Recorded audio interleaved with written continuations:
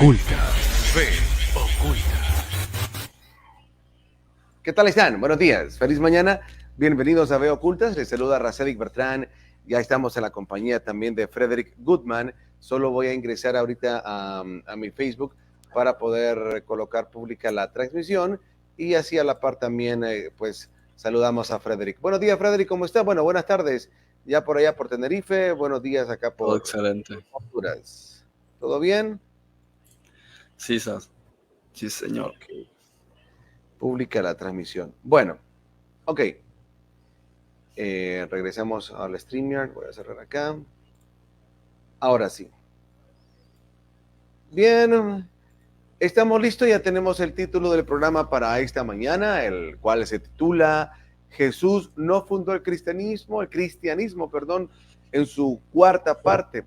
Así que vamos a arrancar con esta cuarta parte. Ya habíamos quedado en hacer un análisis crístico de lo que Pablo escribe. Es interesante, Frederick, para arrancar a hacer algunos comentarios, como por ejemplo, he visto de algunos maestros de... ¿Qué salió? Ok, ahora sí.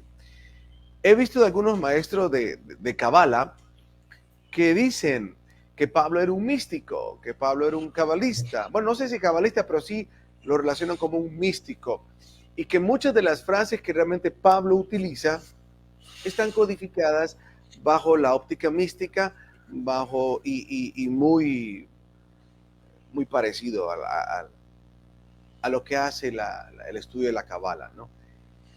Por ejemplo, dicen, cuando hablan y dicen, cuando Pablo habla y dice el Cristo que mora en mí, es una figura mística en la cual Pablo pues ya nos está hablando de esa idea de trascendencia, de lo crístico que debe prevalecer en nosotros, esa esencia de la cual nosotros también somos parte. Entonces hay también quienes hablan y dicen que Pablo realmente lo que presenta es una codificación de mensajes místicos que, bueno, como ya hablamos en el programa anterior, pues nos presenta prácticamente Pablo una nueva forma del judaísmo, es como una transformación, es como llevar al judaísmo, ¿verdad?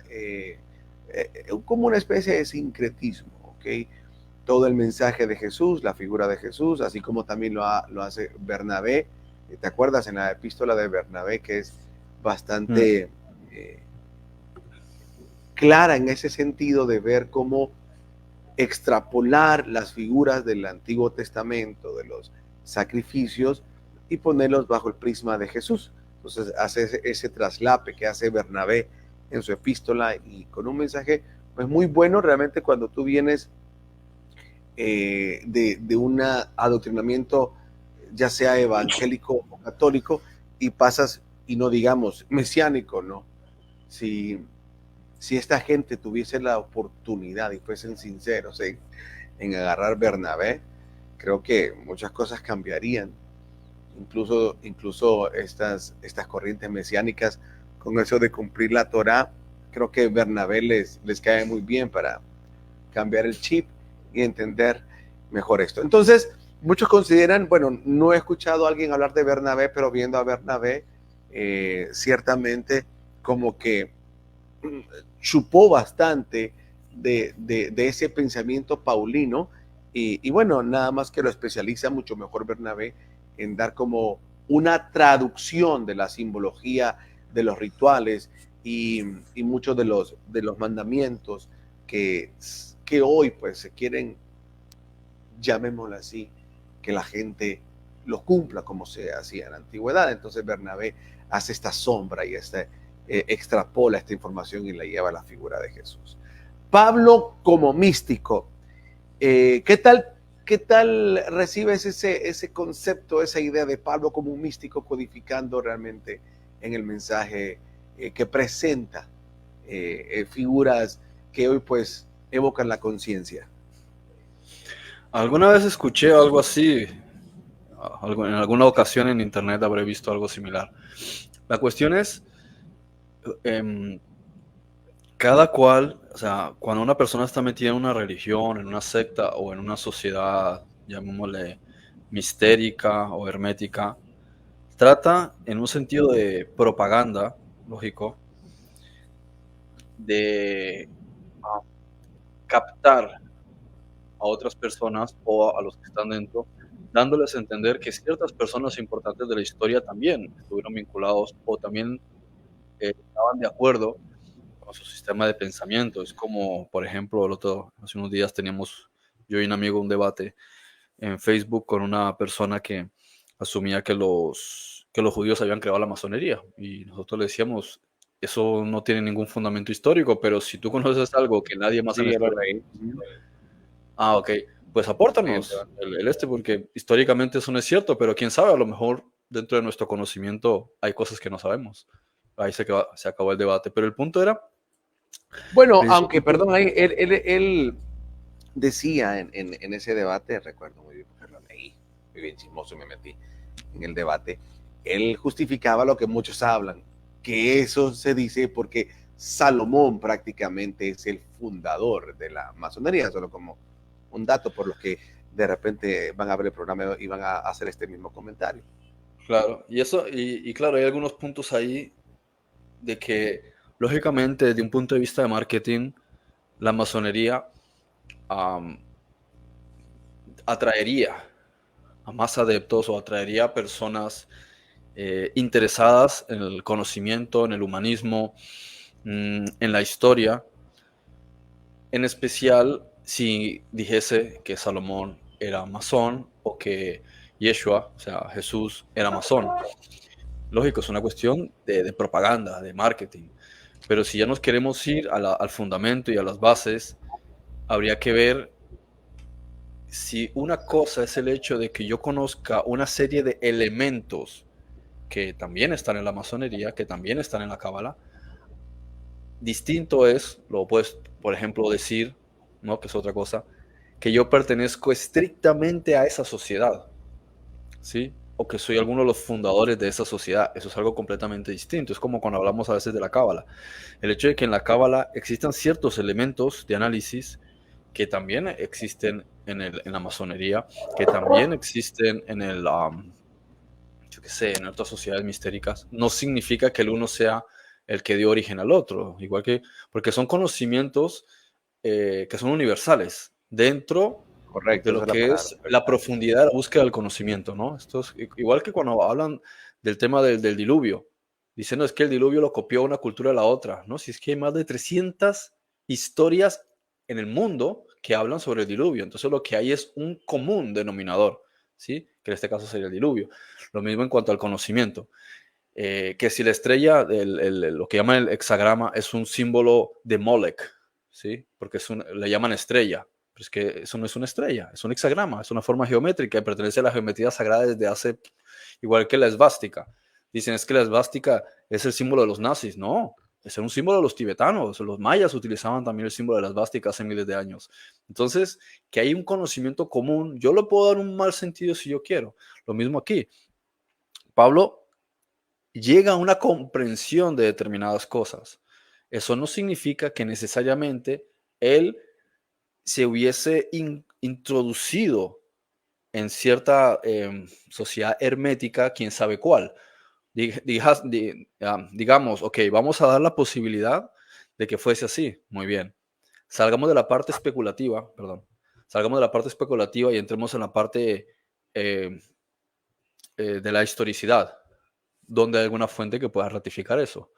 Entonces buscamos y encontramos que en realidad él no ha hecho ningún tipo de referencia ni hay ningún tipo de conexión que nos lleve a eso. De hecho, en la época de Pablo, los conceptos, digamos, herméticos que se conociesen de esa región eran la que manejaban los soldados romanos, el culto a Mitra. Ellos, o sea, sí es cierto que existe desde hace mucho tiempo en muchos gremios a lo largo del mundo y ha sido algo eh, parte de la idiosincrasia de muchas sociedades es guardar un hermetismo en cuanto al conocimiento. Sí es cierto, eso no es una teoría de la conspiración, es un hecho. Y empezamos desde Egipto y podemos continuar progresivamente en muchas otras culturas, cómo había una información que era lo que la gente conocía y otra la información que ellos se guardaban. Un ejemplo elemental es el sistema educativo que nosotros tenemos.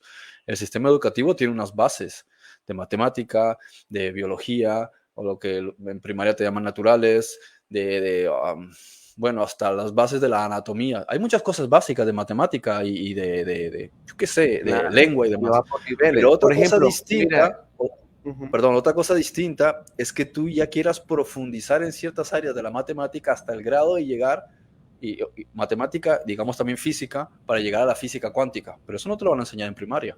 claro. Entonces, Hablando de eso, fíjate que es interesante es aclarar esos puntos. Por ejemplo, yo en una ocasión estaba eh, pensando, ¿cómo es eso que tú estás en todo lugar y tratando? O sea, no conocía nada, absolutamente nada de física cuántica. No es que soy experto ahora, mucho menos, pero teóricamente, ¿no? Nunca había leído nada de metafísica, o sea, nada, absolutamente. Yo creo que recuerdo que ni siquiera el versículo de Pablo, que en él vivimos, en él somos, en él existimos. O quizás lo había escuchado, pero pensaba en cómo puede ser eso. Y entonces en una ocasión voy yo a tomar agua en la noche y veo el foquito LED del oasis donde tomaba agua. Y en ese momento me pongo a pensar yo, ese foquito es energía. Y la energía son átomos también. Y todo son átomos. Claro, tú estás en todo, lo cubres todo, porque todo es energía. O sea, pero yo jamás, o sea, nunca había leído nada de física cuántica, de metafísica, o sea, nada, absolutamente nada, ni mucho menos lo que he leído el día de hoy. Entonces, que con este ejemplo hay muchas cosas que uno, pues, en la introspección, en la meditación, va llegando, y no precisamente porque pasé por una escuela de misterios, fue que llegué a esa conclusión que hoy puedo decir tan simple y básica, pero que la mayoría de la humanidad, incluso personas, el otro día yo estaba platicando con alguien, escucha bien, una persona que está trabajando en lenguajes con inteligencia artificial. Y cuando yo le decía esto, que toda la energía, le hablaba de que al final todos son átomos, él se sorprendió de esto. Entonces, claro, yo nunca fui a una escuela de misterio, fue una deducción divina, como quiera llamarse, pero a lo que voy es que no necesariamente tuve que pasar por una aula o una escuela de misterios para llegar a eso. Y, y para continuar, porque ya quiero que entremos con lo de Pablo, vamos entonces a entrar con análisis de algunos versículos que nos ayuden entonces a ¿cómo se llama?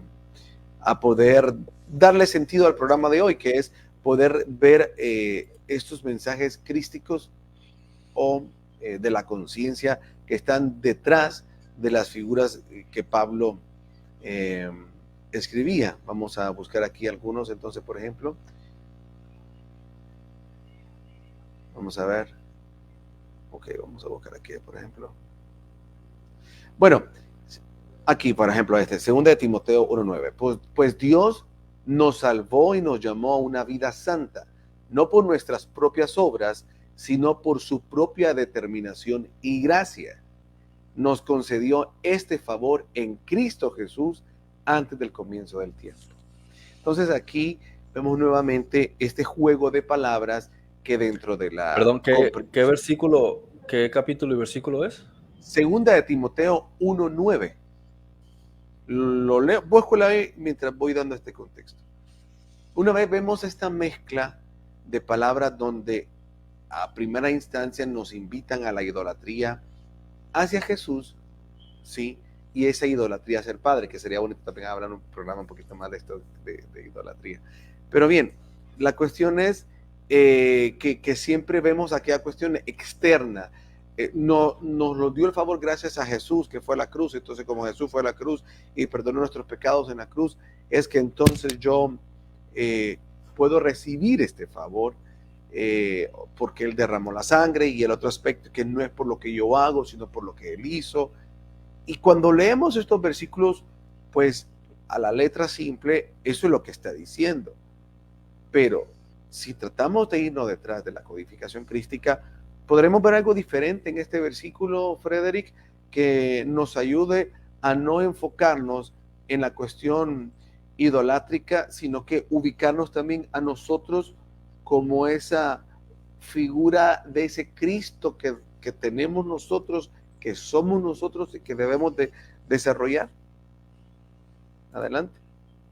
Sí, y es lo que hablamos muchas veces del hecho de comprender que hay un rol, que hay una razón de ser por la cual nosotros, o sea, hablando en términos del alma, vinimos a este universo, experimentamos en los planetas en los que hemos estado experimentando y crecemos, ¿sí? Medramos a lo largo de miles y miles y millones de años para volver al punto del que habíamos arrancado. Y aquí está un ejemplo bastante bueno, porque él mismo te está diciendo, voy a buscar la versión griega porque con el español una vez se hace un lío. Y aquí es importante cuando él hace una distinción en cuando está diciendo Jesús, o sea, Yeshua, en griego Jesús, cuando está diciendo Christos y cuando está diciendo Yeshuas Christus, ¿yeah? O Christos Jesús, o sea, Jesucristo. O sea, es importante Sí, también aquí saber dice por en qué. Cristo Jesús, hace esta composición. Sí, sí. Y fíjate, es importante saber, o sea, saber entender la distinción, la diferencia entre las tres cosas. Bien, entonces, él está hablando de la parte de Yeshua como referente, quien está identificando la conciencia crística. Por eso está agregando los dos sujetos, ¿sí?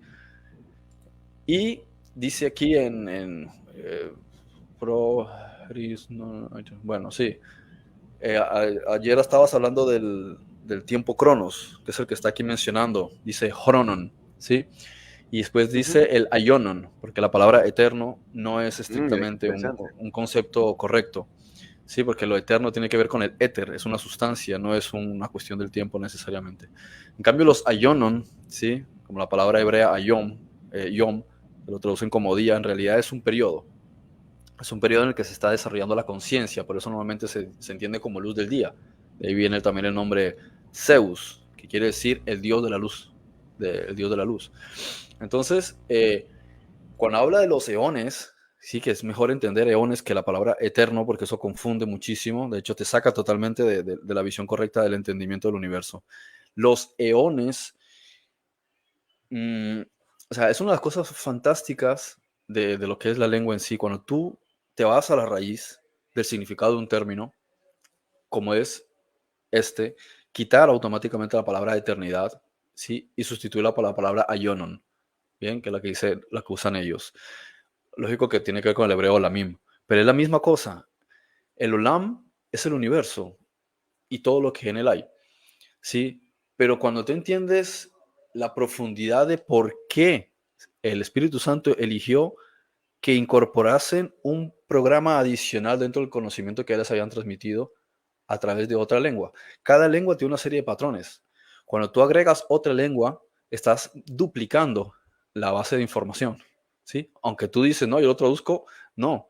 Cada idioma tiene una serie de códigos. Entonces, que para ti la palabra signifique algo no quiere decir que al agregar otro idioma no se estén duplicando los códigos, porque antes tenía los códigos en hebreo de ese significado, ahora tiene los códigos en griego y así sucesivamente. De modo que cuando vamos a analizar la palabra ionon, nos tenemos que ir a los eones. Y desde el punto de vista científico, digamos geológico, un eón es un periodo de tiempo que marca un fin sustancial o dramático hasta otro. ¿Sí? Entonces, en ese periodo, que es determinante, se marca el principio y el final por algo muy importante, se sucede o se marca, sí, ese periodo de tiempo. Pero hay algo más. Gracias a los trabajos de Valentino de Roma, que él guarda de Yeshua, podemos incorporar que ese periodo de tiempo también está encajado dentro de un espacio. Entonces, estaría hablando de espacio y de tiempo, pero no está limitando, o sea, no está hablando de que todo el universo sea eso, sino que está dando a entender que los universos, cada universo, tiene dentro de sí, o sea, cada universo es una forma de eón, tiene un espacio y tiene tiempo, pero dentro de sí tiene múltiples espacios y tiempos, y dentro de ellos cada uno tiene múltiples espacios y tiempos. Entonces es como una configuración de un montón de burbujas dentro de burbujas, unas teniendo otras dentro de sí mismas. Cada burbuja tiene sus propios parámetros de tiempo. Y esto lo podemos ver también desde el punto de vista de la física convencional. Nosotros tenemos el planeta Tierra que está orbitando sobre sí mismo. Él determina tiempos para nosotros que es más o menos unas 24 horas. La luna también está llevando un ciclo. Gracias a ese ciclo podemos determinar cada 8 días el periodo, cómo va cambiando, y podemos decir esto es una semana. Podemos también decir esto es un mes, gracias a la luna. Luego, gracias al sol, podemos determinar que el tiempo para nosotros también se puede ampliar a 365 días en 4 fracciones, que son las estaciones. Entonces, tenemos que gracias a eso incluimos nuestro eón experiencial aquí en la Tierra y también los diferentes marcos, ¿sí?, que tenemos en relación a los otros planetas de este sistema solar. Y todo el sistema solar es otro eón, porque tiene también dentro de sí diferentes tiempos, porque para nosotros un día es de 24 horas, pero para Mercurio no son 24 horas, mucho menos para Urano, que un día, que por ejemplo para nosotros un año son 365 días, pero para Urano, si no me equivoco, son como 81 años. Entonces, y para Mercurio creo que son 9 días o algo así, no me acuerdo ahora. Entonces, no, bueno, 9 días no, tiene que ser más, pero a lo mejor 9 meses, ahora ni me acuerdo, me lo estoy inventando a lo mejor, para no salirme del punto. Pero vemos que cada planeta está teniendo sus propios tiempos. Y eso que no nos hemos salido del plano físico, solamente estamos hablando del plano, de este plano. Entonces, todo el universo tiene diferentes ciclos. Si lo llevásemos a otras dimensiones, ¿qué determina el tiempo en esas dimensiones? Podría ser algo completamente diferente. Podría ser. Si nos vamos a planos paralelos, también el tiempo podría ser una percepción distinta. Imaginemos cuando estamos durmiendo, la percepción nuestra del tiempo es totalmente diferente. Pones un reloj, ¿no? Y estás observando el reloj, te recuestas un momento y te quedas dormido. Cuando vuelves a abrir los ojos dices, wow, creo que he estado durmiendo muchísimas horas. Y miras el reloj y solo han pasado 2 minutos. Entonces, y Einstein hablaba de esto también en la cuestión sobre la relatividad desde el punto de vista del observador, de que para ti la percepción, y desde la percepción también habla bastante Yeshua, Jesús, en un curso de milagros, ¿qué es la percepción? Lo que tú percibes, lo que tú asimilas que es.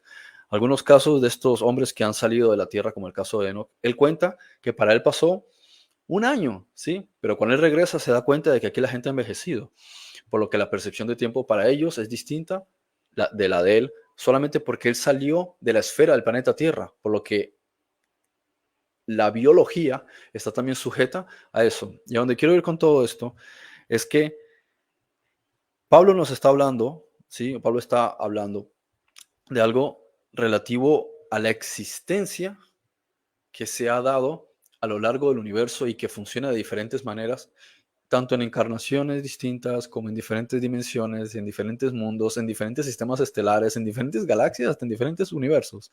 Bien, y eso es el concepto al que está realmente enmarcado el elemento en hebreo olam o en griego aionon, ¿sí?, que traducen erróneamente por causa del latín eternidad. Así que fíjate, esa concepción un tanto confusa. Aquí en la interlineal, pues en la traducción que hacen, dice acá, antes de tiempos de larguísima duración.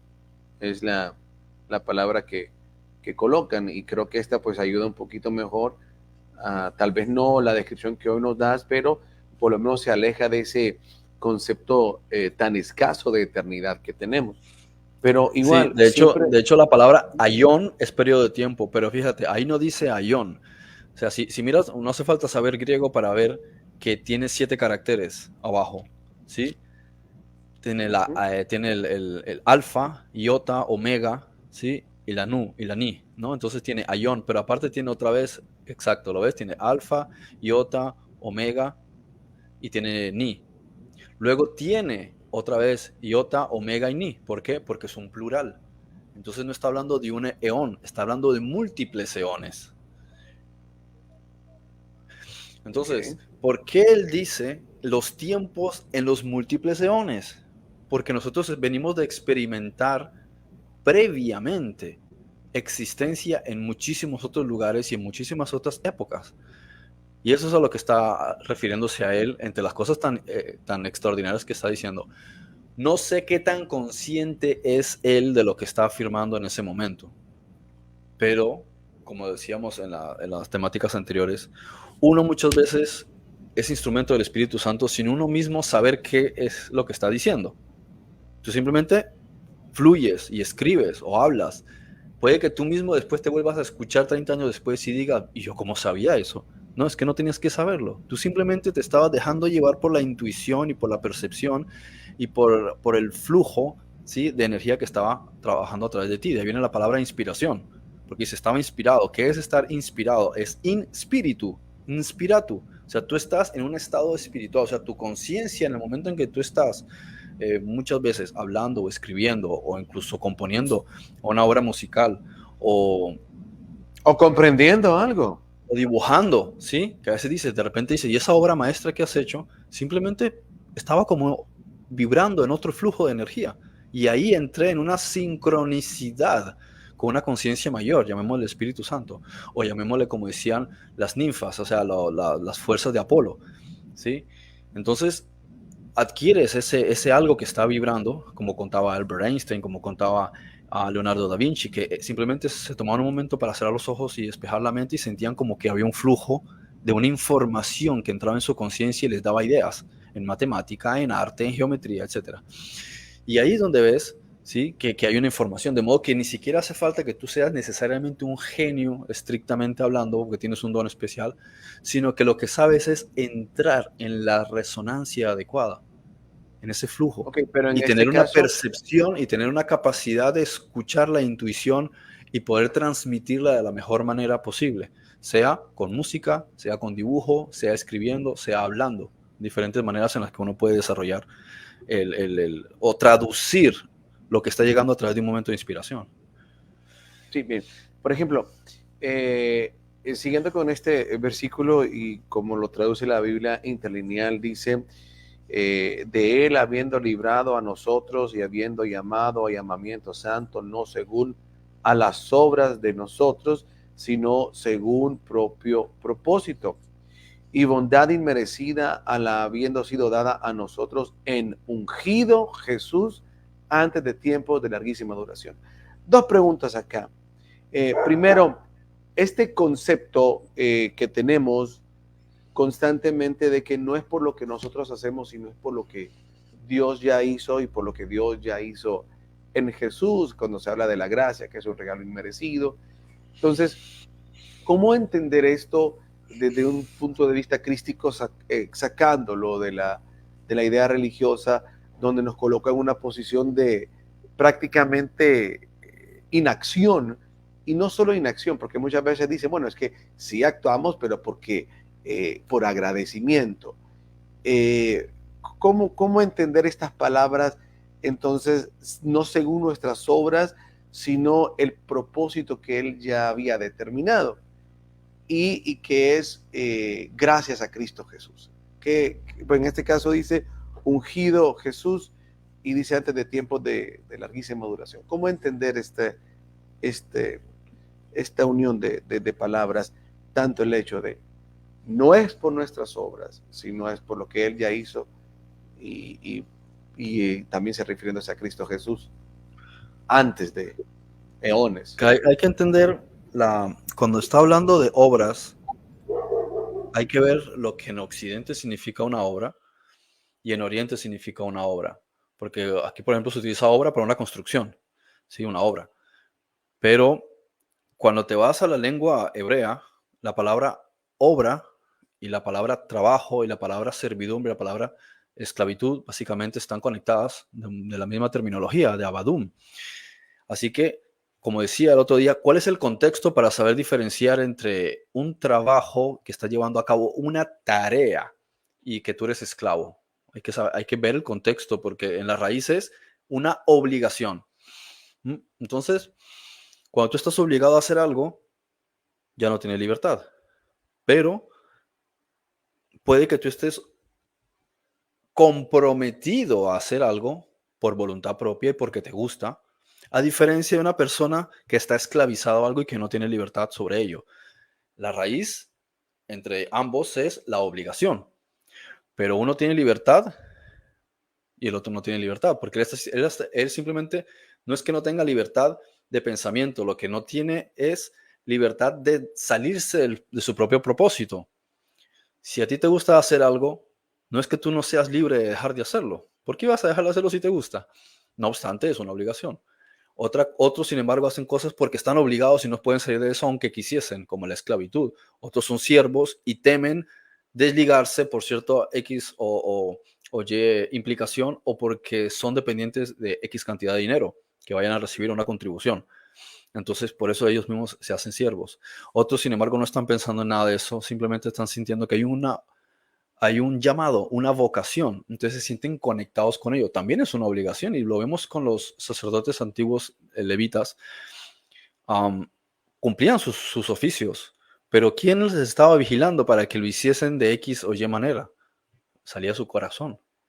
Pero para que ellos tuviesen conciencia les decían, aquí van a estar descalzos, porque ustedes no son mejores que nadie. Por eso les decían que estuviesen descalzos. Tú estás conectado a la madre tierra, porque tú eres un ser humano como los demás. Que no se te suba la cabeza y te sientas que eres mejor que los demás, ¿no?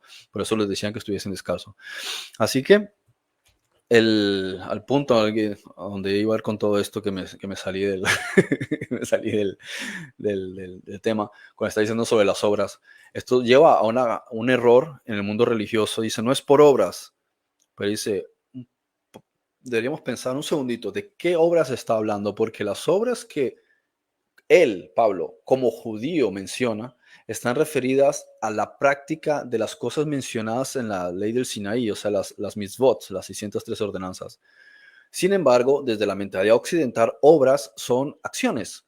Por ejemplo, obras de caridad, desde el punto de vista de la Iglesia Católica. Las obras que hacen Cáritas, que hacen Acción por el Hambre, que hacen las monjas, el asistir a las personas. Esas son obras también. Son otra forma de obras de las que hacían los levitas, pero si buscas el punto, la raíz, sí, está conectada con el concepto de las obras. Pero tiene en común con lo que le está diciendo que no es por obras, sí, sino por, ¿qué dice aquí? En este caso en concreto, a ver, lo que dice en español, a un llamamiento santo, sí, según un propósito, vale. Ahora, la cosa interesante es, si las monjas no están teniendo un propósito, entonces ¿para qué lo están haciendo? Si los levitas no tenían un propósito, entonces ¿para qué lo estaban haciendo? Ahora, el pueblo de Israel tenía que seguir unas pautas, si esas obras que tenían que hacer sobre la ley del Sinaí, si no eran, ¿cómo dice aquí? Perdón, que tengo que monitorear la Mira, conexión. mira qué Sí, interesante. Aquí, dice, es por perdón, un llamamiento santo, no según su propósito, pero si ese no es su propósito, entonces ¿cuál es su propósito? Y ahí te lo está pero diciendo. Según mira la acá. gracia que fue dada en Cristo Jesús A ver, desde aquí los está. eones. O sea que el verdadero propósito no tiene que ver con cuestiones abstractas o lo que tú crees que es bueno. Voy a ayudar a otra persona porque eso es bueno. No, lo haces porque te nace hacerlo. Lo que tienes que ver es cuál es tu propósito de vida. Y dirías, bueno, pero si no es ser buena persona, entre comillas, o hacer este tipo de cosas que dicen la religión o que dice la ley de Moisés, entonces, ¿cuál es mi propósito? Te dice, es según Cristo Jesús. Y tú dices, ajá, ¿y cuál es la diferencia? Si te está diciendo que es con Cristo, tiene que ver con el despertar de conciencia.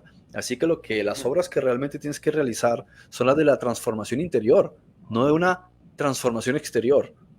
Lo que hagas en la Pero transformación ahí exterior es dice, positivo, pero ujú, tiene que venir de lo que viene, de lo que está fluyendo del interior. O sea, no haces las cosas porque, ay, es que tengo que agradar a Dios. No, haces las cosas porque estás en un trabajo de transformación interior y como resultado actúas en consecuencia.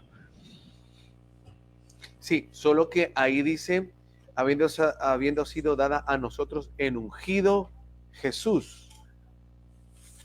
Ok, entonces, antes de llegar a este punto, porque sí está muy claro, desde el inicio estábamos haciendo la relación de conciencia y me gusta aquí como la Biblia interlineal lo muestra, por ejemplo, cuando dice, y habiendo llamado a llamamiento santo, no según a las obras de nosotros, sino según, y mira aquí, por eso hay que leerlo despacio, sino según propio propósito y bondad inmerecida, a la habiendo sido dada a nosotros en ungido Jesús. Y aquí es interesante porque la cuestión Porque dice está el propio propósito. correcto. Interesantísimo que te diga esto. Exacto. Voy a regresar aquí a pantalla. Esa es la frase clave. Según propio propósito. Y aquí es donde está haciendo la diferencia de no tener acciones que estén desconectadas de la conciencia, sino aquellas que, las que tienen propósito, están conectadas a la conciencia, a esa conciencia suprema, a esa relación de hijo, a esa relación de identidad. Y esto es lo bonito de relación de identidad, y ese propio propósito está relacionado con lo que siempre nos quiere invitar el Evangelio, que es aquí donde muchos lastimosamente aún no comprenden que cuando se habla de Evangelio en la Escritura, no se está refiriendo a los 4 evangelios, no se está refiriendo a una doctrina, no, se está refiriendo en esencia a la comprensión de lo que somos. Ese es el Evangelio, esa es la buena nueva. Nosotros somos uno, nosotros somos esencia del Creador, nosotros somos hijos. Y posicionarse en esa identidad, entonces, es la que hará que nuestras obras sean con propósito. Yo creo que esto, llevarlo a esta cuestión, trae claridad, ¿no? De que no es que no hay que hacer, sino que es que no. Por eso muchas veces Pablo mismo dice que no hay que hacer obras para vanagloriarse. Y aquí muy bonito dice, propósito, a su propósito. O sea, como dice Freddy, ¿cuál es tu propósito? Y en este sentido, por eso, solo cierro con esto. Y aquí es donde hay una clave bastante buena, y es el hecho también de ese montón de mensajes que nos hablan a descubrir cuál es tu propósito. El propósito de todos es el mismo. ¿Cuál? Descubrir cuál es nuestra identidad, nuestra naturaleza, descubrir para qué estamos acá, para qué venimos acá. Y no me refiero a si vas a desarrollar X o Y talento, que está intrínseco, sí, porque con ese X o Y talento vas a retribuir, ¿verdad?, al propósito que estás acá, pero no es el camino. El propósito es desarrollar tu divinidad, tu propósito es entender el Evangelio, tu propósito es entender que somos hijos del uno y que todos somos uno. Entonces es diferente y cambia totalmente la cuestión. Adelante, Freddy. Y ahí está uno de los grandes dilemas con los que uno se encuentra cuando ves la mentalidad que tienen los grupos protestantes, Testigos de Jehová, mormones, católicos, etcétera, todos estos enramados que hay en el mundo, llamémosle entre comillas, mal llamado cristiano, ¿no? En realidad esos grupos paulinos, ¿no? Y los satánico-cristianos, que sea realmente la institución católica. Y bueno, más de uno se ofenderá por lo que acabo de decir, pero es la realidad. O sea, cualquiera que lo quiera investigar se da cuenta de que así es. Basta ver la historia de la Iglesia Católica y te das cuenta de que es una institución satánica disfrazada de cristianismo. Entonces, ellos, o sea, existe este concepto de que tú estás obligado con este Dios, que tú tienes que hacer ciertas cosas para agradar a este Dios y no debes hacer ciertas otras porque le puedes ofender, ¿no? Y te das cuenta, esto es mitología. Esto es mitología porque el hecho Total. en sí, en ningún lugar Yeshua te habla de ese tipo de cosas. Yo he visto, por ejemplo, muchos de esos memes que refuto habitualmente y cuando les contesto no me vuelven a decir nada. ¿Por qué? Porque les estoy diciendo, es que lo que tú estás asumiendo tiene que ver con la religión, no tiene que ver con lo que realmente estaban diciendo en el texto. Ellos no se están refiriendo a eso. Y ahí se acaba la discusión. Por lo menos a mí no me contestan, pero seguirán publicando ese tipo de tonterías porque están resentidos con ciertas religiones, ¿no? Entonces, ves, vas por la calle y bueno, supongo que en Latinoamérica lo siguen haciendo. Aquí en España creo que ya no está permitido eso de tocar a las puertas para ir para traer proselitismo, ¿no? Y observas que para ellos es como una misión y tienen que cumplirla porque tienen que cumplirle a ese Dios o que tienen que ganar puntos para llegar a tener cierto lugar o cierto estatus o cierto beneficio para acceder al reino de los cielos. Entonces te crees que tienes que hacer ciertas tareas para conseguir eso, ¿no?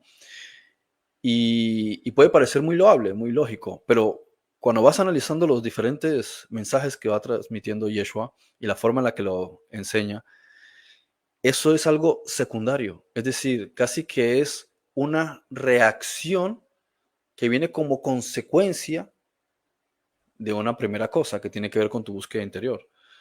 Entonces, si no hay primero una búsqueda interior, sino que lo primero que haces es tratar de cumplir con una tarea, tú no estás capacitado para cumplir esa tarea. Porque nadie puede, digamos, ¿no? Una persona que se mete al ejército no puede pretender que en el momento en que le dan un arma y en el momento en que le dan un uniforme, él va y se va a meter a la guerra. Porque ni siquiera ha practicado la puntería. No sabe ni siquiera cómo funciona el arma. Va a apuntar y de repente va a salir volando en el momento que apriete el gatillo. Se lo va a reventar la culata contra la cara. Entonces no sabe de estrategia de guerra. Tiene que pasar un proceso de preparación para él entender, ¿sí? ¿Qué es lo que le han dado? ¿Cómo funciona una granada? No sea que se le explote en la mano. ¿Cuántos segundos hasta que la granada va a explotar? ¿Sí? Entonces son muchísimas cosas que tienes que entender. Y esto es en cualquier ámbito, en la medicina. ¿Cuántos años son de medicina para una carrera dependiendo del país? No es que te dicen, dentro de 3 semanas te sacas la carrera. Tú puedes estar haciendo la carrera, pero no significa que conozcas incluso todas las cosas. Hay gente que se sigue capacitando, lo mismo aquí. No puedes pretender ir a enseñar algo si tú mismo no lo entiendes. Por encima de todo, no puedes pretender que otro lo apliquen si tú no te lo has aplicado en tu propia vida. Si tú no has visto los resultados del experimento, no puedes dar fe de que el experimento es real. Primero tienes que practicarlo en ti y ver que con base en los resultados dices, efectivamente, funcionó, entonces ahora sí puedo enseñarlo. Lo que no puedes es escuchar algo y transmitirlo sin haberte cerciorado de que es cierto, porque entonces no estás transmitiendo un mensaje, estás transmitiendo una filosofía, un punto de vista. Entonces, como punto de vista, puedes decir, he escuchado tal cosa, por ahí alguien enseña tal cosa, es esto y aquello. Se lo comentas a alguien, oye, qué interesante punto de vista. No obstante, no puedes decir que es un hecho, porque tú no lo no lo has comprobado en tu vida. Y he escuchado muchas veces gente que dice, fulanito era predicador y perdió la fe. Y yo digo, ¿perdió la fe? ¿Cómo que perdió la fe? No pudo haber perdido algo que es una convicción, entonces no había una convicción. Más bien, queda evidenciado de que él estaba ahí por un adoctrinamiento, no por una convicción. La convicción viene a raíz de una suma de información y una suma de experiencias, y eso te da una certeza absoluta y sabes lo que estás haciendo. Pero si te dejas caer de ahí y dices que ya no crees, quiere decir que entonces se trató fue de una moda, no de un convencimiento. O sea, tú no estabas plenamente convencido de eso, simplemente te habían plenamente convencido a ti, pero tú no estabas seguro de eso, simplemente te sonó Fíjate bonito y era lo que, que emocionalmente y psicológicamente necesitabas.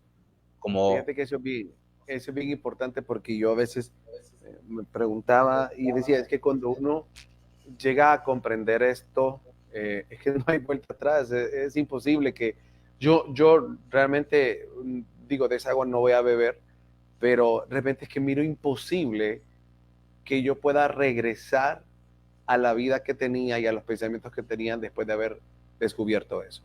No quiere decir que ya lo he comprendido todo en función de lo que hablo, de decir,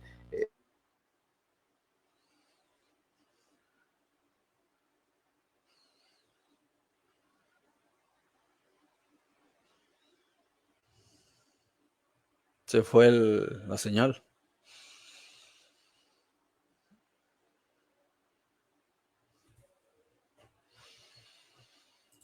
no te oigo,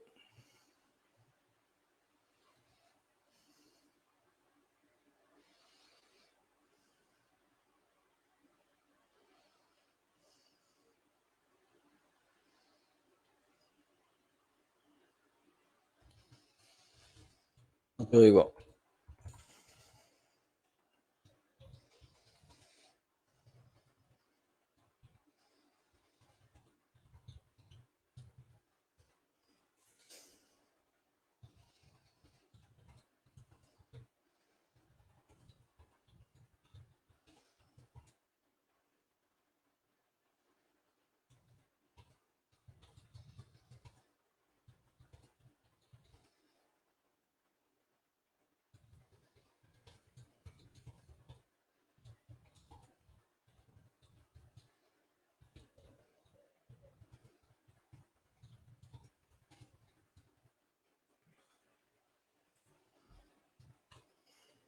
ok, ¿me escuchas? Lo siento, ahora. se fue la energía eléctrica. Ah, me Por ahí. supuse que podía hacer eso. Te dije que tienes Sí, que pagar la factura de la luz. sí, mira, para quitar esto mejor. Pero voy a cerrar acá para también ir ya cerrando el programa. Pues a lo que te decía, permíteme. Eh, ¿Sigue abierto esto? Bueno, voy a quedarme así.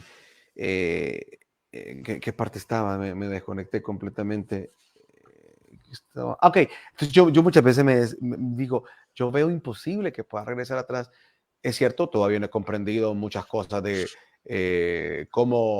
o sea, cada vez mejor aferrarme a esa identidad de hijo, ¿verdad? Y no porque no crea que no sea hijo, sino que a veces esa mentalidad de escasez que atrapa o la situación de lo que está pasando o entender realmente si es el momento o no, te cansan, pero nunca el sentimiento de no soy hijo. Tal vez que me viene la molestia y puchica, ¿por qué no me ayudas? Pues, o sea, mira, yo no puedo desarrollar esta cuestión, ya no sé ni qué hacer, pero por lo menos dame un poquito de gracia y ayúdame.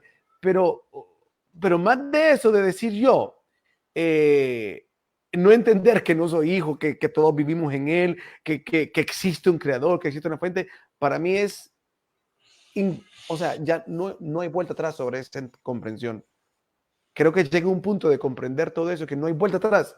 No me veo diciendo, Dios no existe, no me veo diciendo, el mensaje de Jesús no es real, no es trascendental, no me veo diciendo, tengo que seguir caminando hacia esa meta de trascendencia, no me veo diciendo eso. Me veo Claro, luchando y porque pasas, cansado ajá, me sí, porque veo en la pasas, lucha, pasas ¿verdad? de lo que muchos hacen, que es una dependencia psicológico-emocional. Entonces tienen una necesidad de que haya una fuerza que los mantenga, pero no es que haya una comprensión intelectual y experiencial. O sea, que a lo largo de años de su vida, viendo el resultado de las cosas que han ido ocurriendo, porque es un proceso, se convencen de esto o rechazan aquello. Entonces eso los pone en un punto de objetividad. Sin embargo, muchos de los que se ponen ahí a enseñar cosas, enseñan lo que ellos llaman teología, o sea, filosofía. Enseñan, leo algo, me lo memorizo y ahora lo enseño. Pero en realidad tú no entiendes. De hecho, muchas veces ellos mismos lo reconocen. Ni siquiera saben o se enteran de por qué, Señor, por qué esto y por qué lo otro. Ni siquiera tendrías que estar preguntando eso, porque ya lo deberías saber. Quiere decir que no lo sabes. Por tanto, te has memorizado, te has hecho un maestro en un montón de letras, pero en cuanto a comprensión, nunca te has enterado de nada. Porque aparte, pones Exacto. también tu confianza en otros que vienen después y otros que vienen después, porque ya sabes cómo es esta jerarquía de todos estos líderes religiosos, igual que en el judaísmo.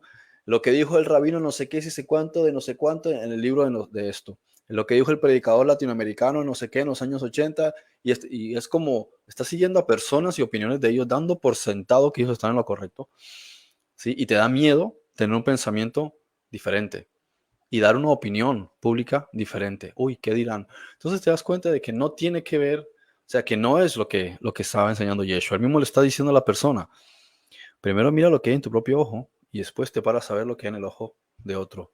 ¿Qué es el ojo? Es la puerta de la conciencia, la puerta a la otra dimensión de la conciencia. Mira primero lo que hay dentro de tu propio ser. Mira lo que es el ojo. El ojo es un espejo de lo que hay afuera hacia lo que hay dentro y a la inversa, en el sentido espiritual. Si no entiendes primero lo que hay en tu mente, si no te conoces a ti mismo, no te pongas a enseñarle a otras personas nada, ni darles cátedra o psicoanálisis o cosas así, no te pongas a enseñar.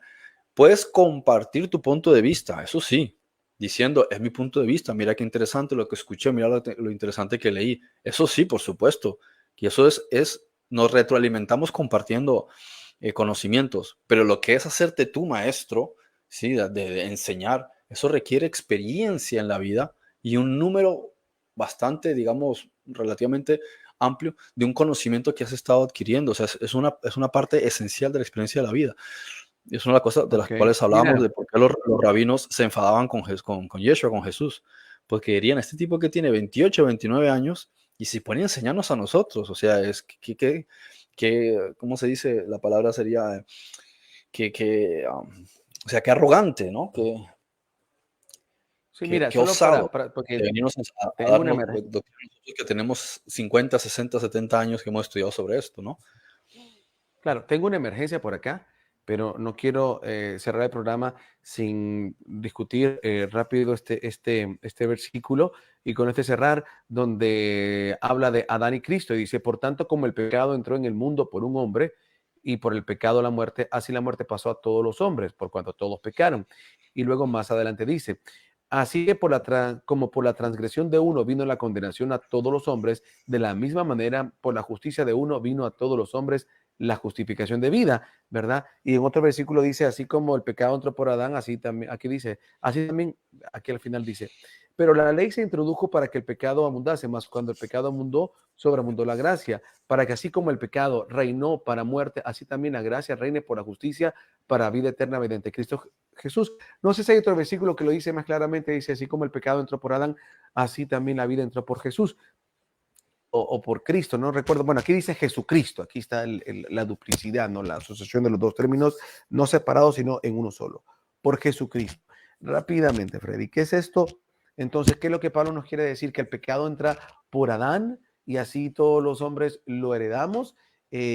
Obviamente, hay que entender que la palabra pecado no es lo que conocemos normalmente, sino que la ignorancia, la estupidez, el error, lo que sea, lo que nos dice, ¿verdad? Valentino con Sacla y los otros libros que nos hablan de cómo la ignorancia, ¿no? Entra al mundo y la oscuridad y la idea de separación entra en nosotros. Entonces, pero dice que por Adán, pero por Jesús, aunque trae la sociedad, Jesucristo. ¿Qué es eso? ¿Qué quiere decir Pablo si lo traemos a lo crístico? ¿Qué quiere decir Pablo cuando habla de que por Adán entró el pecado y por Jesús pues entra la restauración, por decirlo en palabras simples? Bueno, para empezar, ahí no está diciendo Adán ni está diciendo Jesús. Adán representa a la humanidad, ¿sí? Y Jesús representa lo más elevado de la humanidad, como ser humano, lo más grande a lo que tú puedes llegar, ¿sí? Mentalmente y psíquicamente. Cuando está diciendo que el pecado entró al mundo por Adán, es un poco contradictorio porque se supone que según el relato del jardín del Edén fue Eva, no Adán. Así que hay que entender es el contexto, ¿sí? Y lo que significa. Eva está representando un aspecto que tiene que ver con el hemisferio femenino y Adán tiene que ver con el hemisferio masculino. ¿Por qué dice que el pecado entra al mundo por este hombre? El mundo es el universo, ¿sí? Y la experiencia que nosotros estamos viviendo. Lo que nosotros experimentamos o desarrollamos va a tener que ver con nuestra toma de decisiones. Nuestra toma de decisiones es hemisferio masculino. Nuestros aspectos emocionales es el hemisferio femenino. Entonces, nuestra parte racional, lógica, inteligente y de análisis y matemática es Adán. Nuestra parte de emociones, espontaneidad, intuición, percepción, conexión con la naturaleza es la parte, es Eva. Pero hay un estado mucho más elevado de nuestra conciencia cuando está unificada, ¿sí? Cuando no está en medio de la serpiente, y es la mente crística. Como explica Valentino en su momento, se supone que esa es la regla que tenía que haber estado funcionando, pero no funciona así.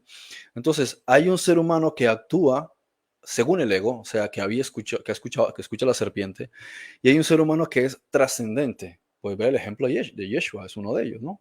Aunque podríamos hablar de otros muchos, pero centrémonos en él. Entonces, él nos lleva a la mente crística a través de ese ejemplo de toma de conciencia de que todos somos uno, de que el universo no es real, de que todo dimana, o sea, el conocimiento dimana el gran misterio, ¿sí? Procede de el deshacimiento del ego, ¿sí? El desaprender todos estos paradigmas que hemos ido absorbiendo desde niños y avanzar hacia la comprensión de una mayor conciencia sobre el universo, de que todo lo que estoy experimentando lo estoy generando yo en función de lo que sale de mí. Por eso Jesús dijo, no es lo que entra a ti lo que te contamina, sino lo que hay dentro de ti, de tu ser. Eso es lo que te está haciendo daño. Las cosas malas que ocurren en tu vida, tú las estás atrayendo desde hace mucho tiempo a través de tus flujos de emociones y de tu no control de tus pensamientos, porque son aleatorios. Entonces aquí y lo está Pablo diciendo, no sé, ¿sí? Como dije antes, no sé si es consciente de lo que está diciendo o no, pero lo que está diciendo, lo que está afirmando, lo que está escribiendo es verdad. Hay una conciencia que es el Adán al principio y el Adán posterior. El primero está reaccionando en función de flujos y comportamientos biológicos y lo que es la mente, ¿cómo se llama? Mamífera, ¿sí? Y lo que es la mente reptiliana, porque el cerebro tiene 3 sistemas. El sistema de supervivencia básico, que es el reptiliano, el término medio, si le queremos llamar así, y después está el neocórtex. Y lo mismo es cuando estamos viendo toda la estructura de nuestra experiencia, nuestro flujo de energía. Empezamos desde lo más básico, que son los instintos de supervivencia, el chakra rojo, perdón. Tenemos ahí el rojo y el naranja, que es instinto de supervivencia, conexión con la naturaleza elemental, instintos de reproducción, ¿sí? Y también las partes más primitivas como la ira, la cólera, el instinto de ataque, porque entre el instinto de la supervivencia también está el tener que atacar, la lucha y el conflicto.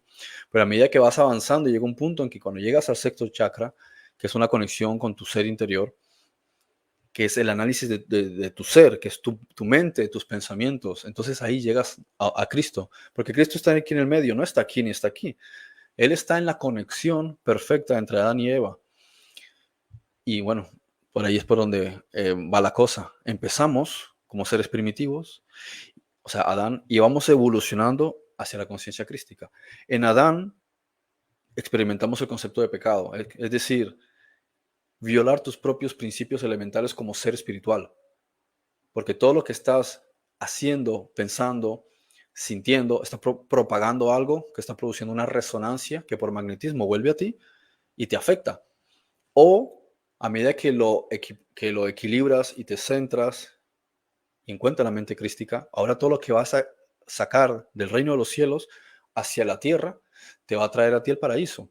Entonces es un proceso de transformación interior que tú vas alcanzando, que vas trepando, que sí, estás medrando y estás alcanzando el estado de Cristo. Y ese es el ejemplo al que se está refiriendo Pablo. Como digo, sea consciente de lo que está diciendo o no. Claro. Bueno, perdón. Tenía lejos el microfonito. Ya. Ahora sí. Bueno.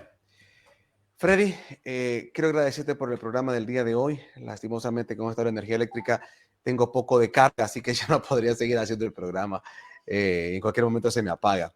Así que muchísimas gracias por tu compañía, por ayudarnos a cerrar este programa de Jesús no fundó el cristianismo. Solo vimos 2 pasajes de Pablo, pero creo que por guía del Espíritu Santo estos sintetizaban las cosas más esenciales de la comprensión de lo que está detrás del mensaje paulino, que obviamente, lastimosamente, se fue más a la letra que a entender realmente a profundidad qué tenía que ver con la conciencia de esto. Pero bueno, son los tiempos también donde ahora la obra del Espíritu Santo hace, ¿verdad?, de que se pueda entender en otros cánones mucha de esta información. Así que gracias, Freddy, por acompañarnos, a usted por estar con nosotros.